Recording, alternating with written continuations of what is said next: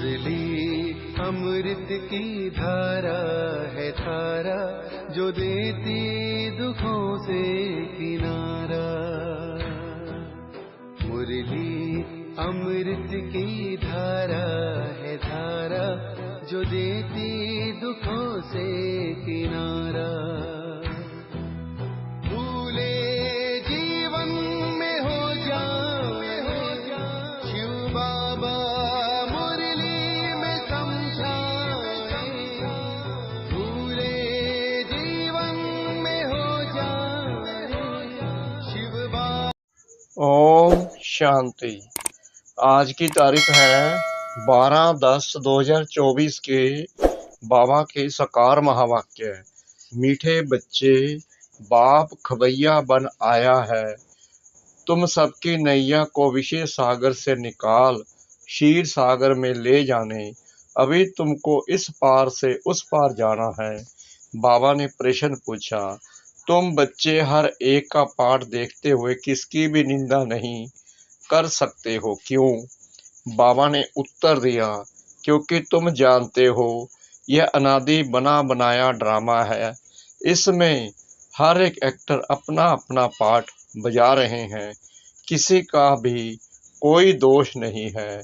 यह भक्ति मार्ग भी फिर से पास होना है, इसमें जरा भी चेंज नहीं हो सकती। बाबा ने दूसरा प्रश्न पूछा, किन दो शब्दों में सारे चक्कर का ज्ञान समाया हुआ है? बाबा ने उत्तर दिया, आज और कल। कल हम सतयुग में थे, आज 84 जन्मों का चक्कर लगाकर नरक में पहुंचे, कल फिर स्वर्ग में जाएंगे। ओम शांति। अब बच्चे सामने बैठे हैं, जहां से आते हैं वहां अपने सेंटर्स पर जब रहते हैं तो वहां ऐसे नहीं समझेंगे कि हम ऊंचते ऊंच बाबा के सम्मुख बैठे हैं। वही हमारा टीचर भी है, वही हमारी नैया को पार लगाने वाला है, जिसको ही गुरु कहते हैं। यहाँ तुम समझते हो हम सम्मुख बैठे हैं, हमको इस विषय सागर से निकाल क्षीर सागर में ले जाते हैं। पार ले जाने वाला बाप विस्मुख बैठा है, वह एक ही शिव बाप की आत्मा है, जिसको ही सुप्रीम अथवा ऊंचते ऊंच भगवान कहा जाता है। अभी तुम बच्चे समझते हो हम ऊंचते ऊंच भगवान शिव बाबा के सामने बैठे हैं, वह इसमें यानी कि ब्रह्मा तन में बैठे हैं। वह तुमको पार भी पहुंचाते हैं। उनको रथ भी जरूर चाहिए ना, नहीं तो श्रीमत कैसे दे। अभी तुम बच्चों को निश्चय है बाबा हमारा बाबा भी है, टीचर भी है, पार ले जाने वाला भी है। अभी हम आत्माएं अपने घर शांति धाम में जाने वाली हैं, वह बाबा हमको रास्ता बता रहे हैं। वहाँ सेंटर्स पर बैठने और यहाँ सम्मुख बैठने में रात दिन का फर्क है। वहाँ ऐसे नहीं समझेंगे कि हम सम्मुख बैठे हैं। यहाँ यह महसूसता आती है, अभी हम पुरुषार्थ कर रहे हैं, पुरुषार्थ कराने वाले को खुशी रहेगी। अभी हम पावन बनकर घर जा रहे हैं। जैसे नाटक के एक्टर्स होते हैं तो समझते हैं अब नाटक पूरा हुआ, अभी बाप आए हैं हम आत्माओं को ले जाने। यह भी समझाते हैं तुम घर कैसे जा सकते हो, वह बाप भी है, नैया को पार करने वाला खवैया भी है। वह लोग भल गाते हैं परंतु समझते कुछ भी नहीं है कि नैया किसको कहा जाता है, क्या वह शरीर को ले जाएगा। अभी तुम बच्चे जानते हो हमारी आत्मा को पार ले जाते हैं। अभी आत्मा इस शरीर के साथ विशालय में विषय बेतरनी नदी में पड़ी है। हम असल रहवासी शांति धाम के थे, हमको पार ले जाने वाला अर्थात घर ले जाने वाला बाप मिला है, यानी परम पिता परमात्मा मिला है। तुम्हारी राजधानी थी जो माया रावण ने सारी छीन ली है। वह राजधानी फिर जरूर लेनी है। बेहद का बाप कहते हैं, बच्चों अब अपने घर को याद करो, वहां जाकर फिर क्षीर सागर में आना है। यहाँ है विष का सागर, वहां है क्षीर का सागर, और मूल वतन है शांति का सागर। तीनों धाम है, यह तो है दुख धाम, यानी कि यहाँ। बाप समझाते हैं, मीठे मीठे बच्चों अपने को आत्मा समझ बाप को याद करो। कहने वाला कौन है, किस द्वारा कहते हैं, सारा दिन मीठे मीठे बच्चे कहते रहते हैं।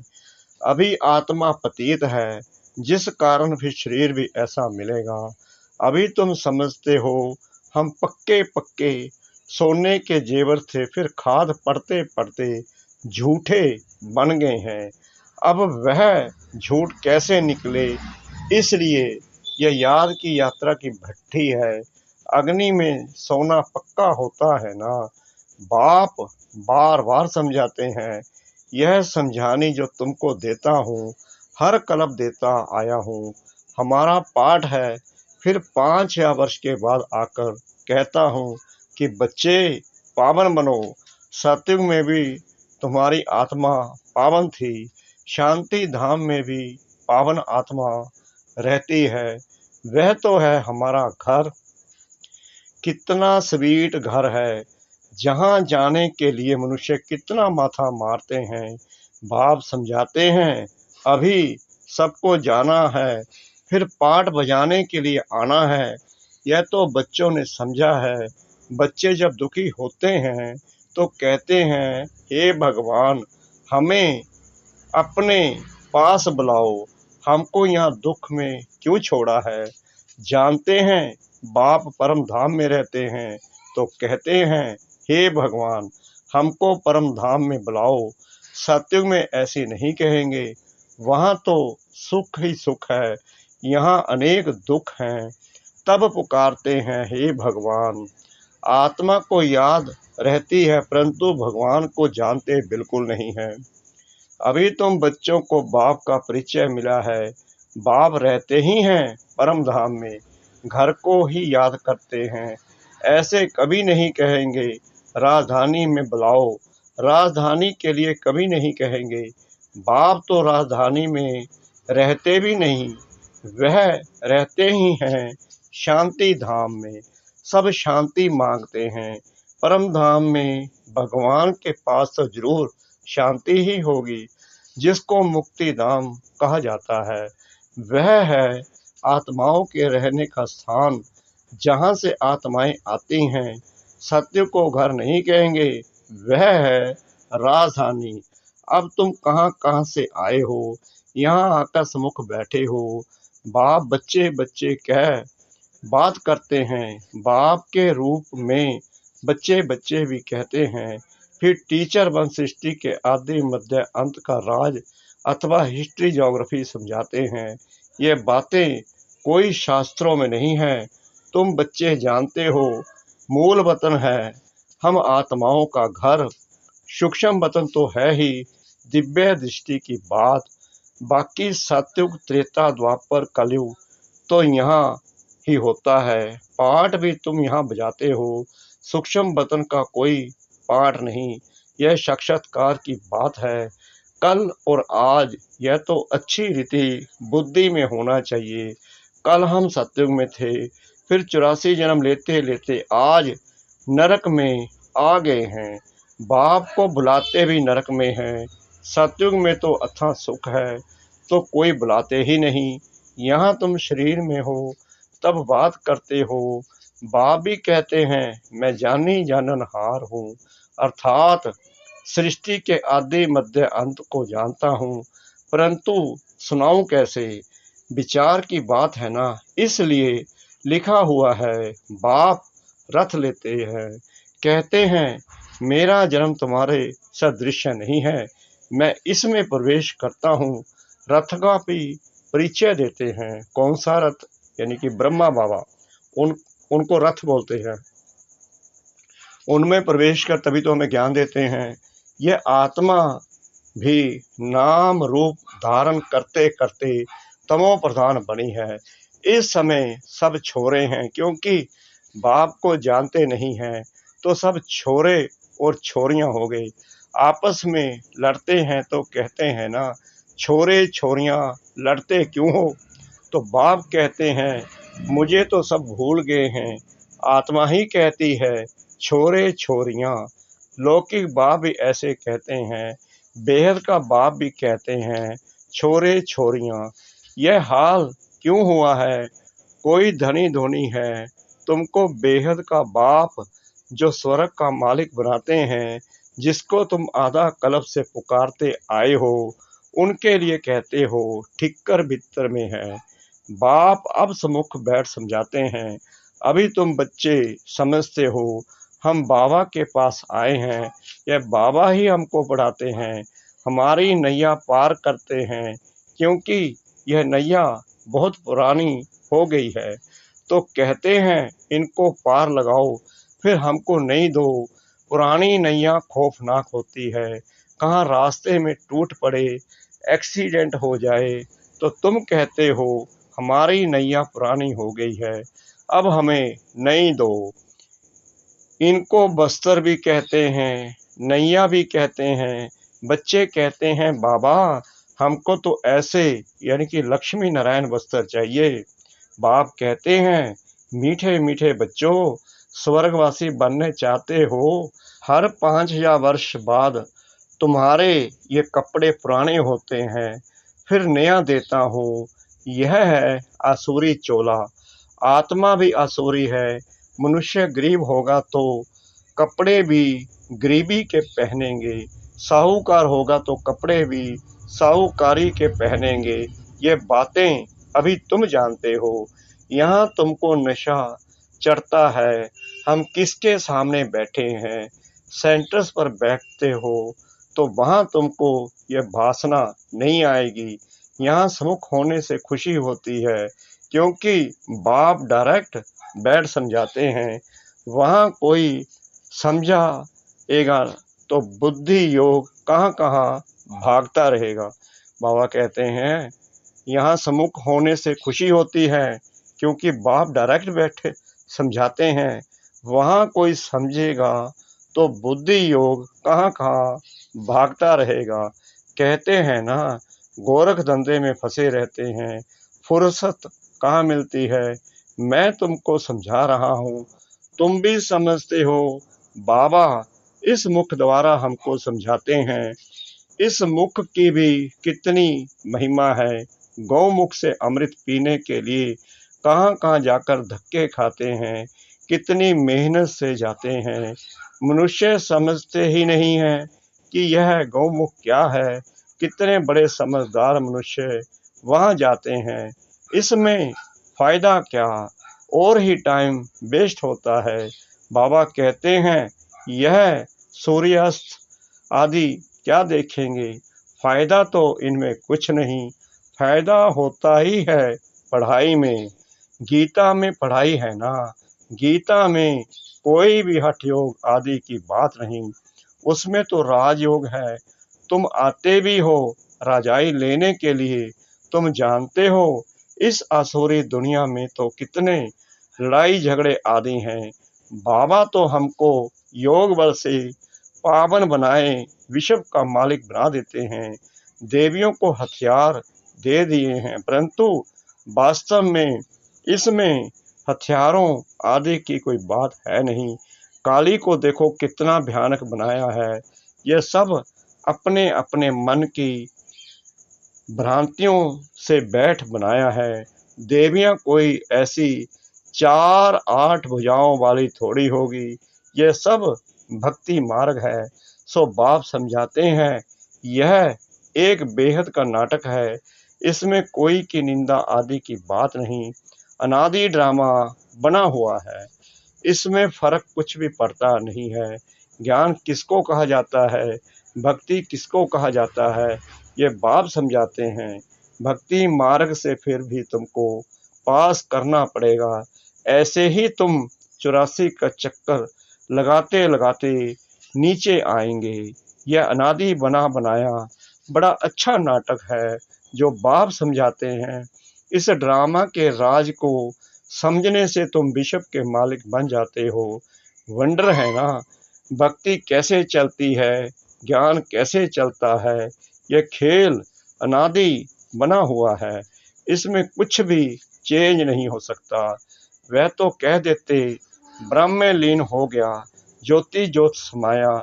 यह संकल्प की दुनिया है, जिसको जो आता है वह कहते रहते हैं। यह तो बना बनाया खेल है, मनुष्य बाइस्कोप देखकर आते हैं, क्या उसको संकल्प का खेल कहेंगे। बाप बैठ समझाते हैं, बच्चे यह बेहद का नाटक है जो हूबहू रिपीट होगा। बाप ही आकर यह नॉलेज देते हैं, क्योंकि वह नॉलेजफुल है। मनुष्य सृष्टि का बीज रूप है, चैतन्य है, उनको ही सारी नॉलेज है। मनुष्यों ने तो लाखों वर्ष आयु दिखा दी है। बाप कहते हैं इतनी आयु थोड़ी हो सकती है। 22 को लाखों वर्ष का हो तो कोई की बुद्धि में नहीं बैठे। तुम तो सारा वर्णन करते हो, लाखों वर्ष की बात कैसे वर्णन करेंगे। तो वह सब है भक्ति मार्ग। तुमने ही भक्ति मार्ग का पाठ बजाया। ऐसे ऐसे दुख भोगते भोगते अब अंत में आ गए हो। सारा झाड़ जड़ जड़ीभूत अवस्था को पाया हुआ है। अब वहां जाना है, अपने को हल्का कर दो। इसने भी हल्का कर दिया ना, तो सब बंधन टूट जाए। नहीं तो बच्चे धन कारखाने ग्राहक राजे रजवाड़े आदि याद आते रहेंगे। धंधा ही छोड़ दिया तो फिर याद क्यों आएंगे। यहाँ तो सब कुछ भूलना है। इनको भूल अपने घर और राजधानी को याद करना है। शांति धाम और सुख धाम को याद करना है। शांति धाम से फिर हमको यहाँ आना पड़े। बाप कहते हैं मुझे याद करो। इनको ही योग अग्नि कहा जाता है। यह राजयोग है ना। तुम राज ऋषि हो। ऋषि पवित्र को कहा जाता है। तुम पवित्र बनते हो राजाई के लिए।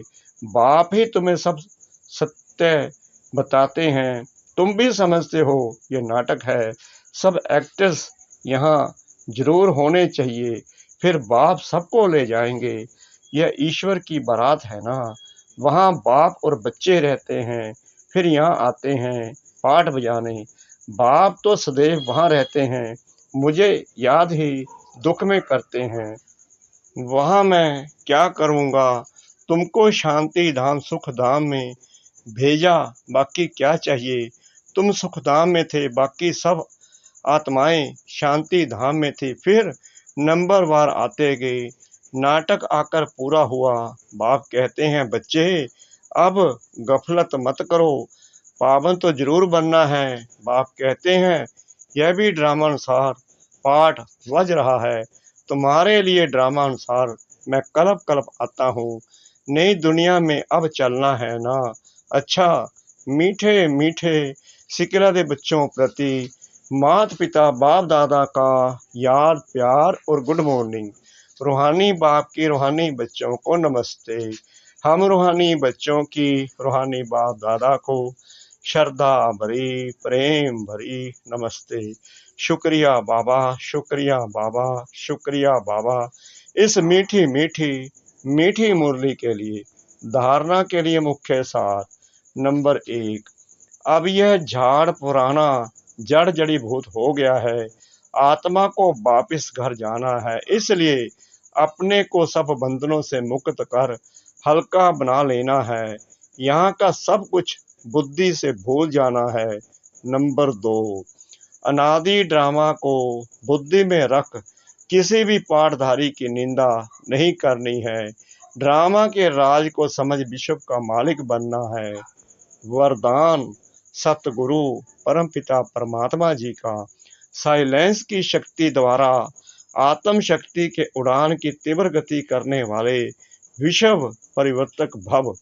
साइंस के साधनों की रफ्तार को साइंस द्वारा कट भी कर सकते हैं, पकड़ भी सकते हैं, लेकिन आत्मा की गति को अभी तक ना कोई पकड़ सका है ना पकड़ सकता है। इसमें साइंस अपने को फेल समझती है।